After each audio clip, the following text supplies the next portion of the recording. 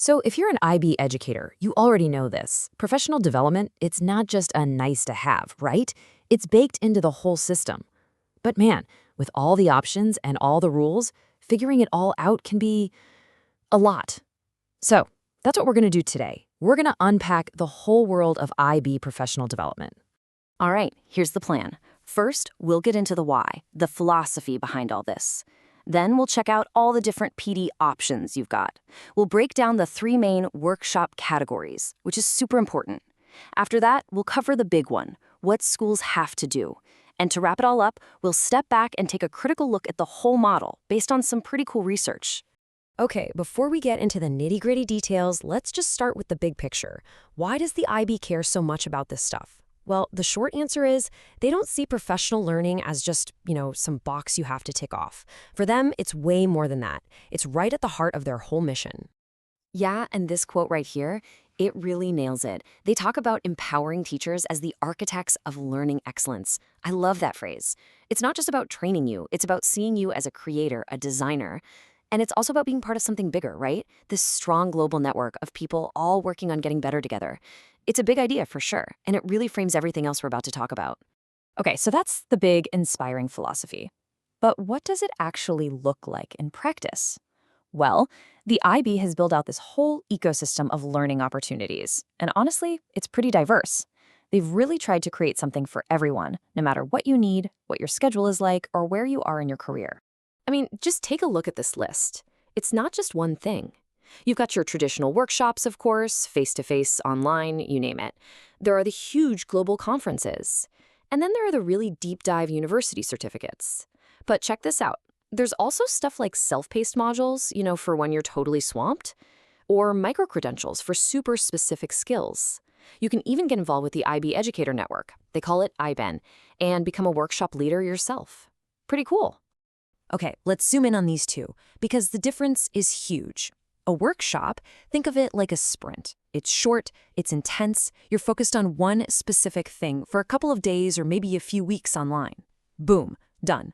The IB Educator Certificate, or IBEC, that's a full-on marathon.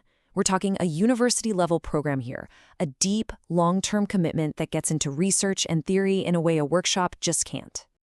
All right, so since those workshops are probably the most common thing people do, let's dig into how they're organized. The IB has this really straightforward system, 3 categories, and it's designed to make sure you get into the right room for you. So here's the breakdown, and it's all about finding your fit. Category 1, that's your entry point. If you're new to the IB or new to a specific program, this is where you start. It's all about the fundamentals. Category 2 is for you vets out there. You've been doing this for a while, and now you want to go deeper, connecting the big IB framework ideas to what you're actually doing in a classroom every day. And Category 3, that's for everybody. It's the specialty shop. You want to focus on leadership or really master your subject area? That's a Cat 3 workshop. Okay, so we've seen all the cool options, but now we got to talk about the rules. Because for an IB World School, this stuff isn't optional. It's not just a suggestion. Some of this professional development is absolutely 100% mandatory if you want to get and keep your authorization. And really, this is the bottom line. The IB has a set of minimums, a baseline that every single school has to meet, no exceptions. And it makes sense, right?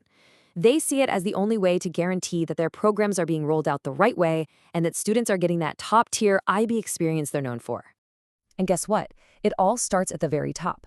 So for any school under review, if you've got a new head of school, they have to get some IB training, a workshop, a conference, something.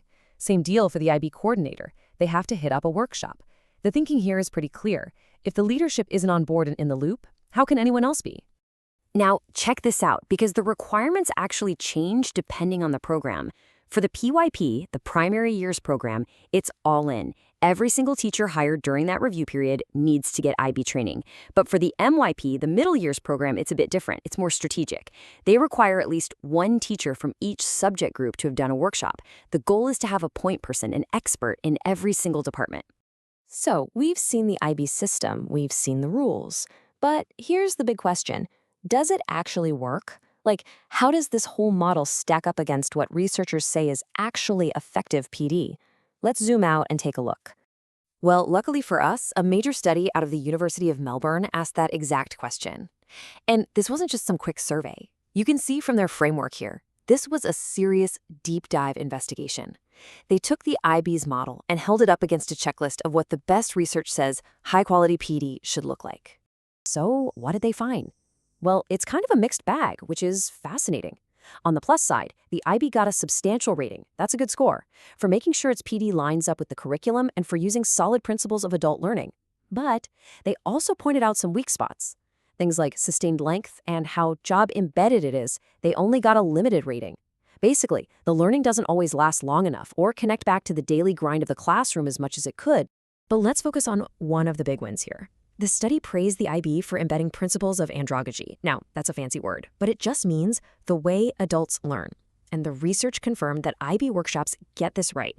They know that teachers aren't kids. We learn best when things are collaborative, hands-on, and directly useful to our jobs.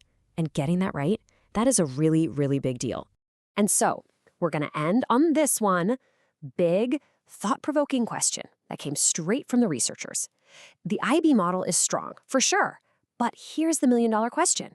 Is a short workshop, no matter how good it is, really enough to create lasting change back in your classroom with your students? It's something to think about, isn't it? It's probably the most important question for any of us to ask as we try to figure out our own professional growth.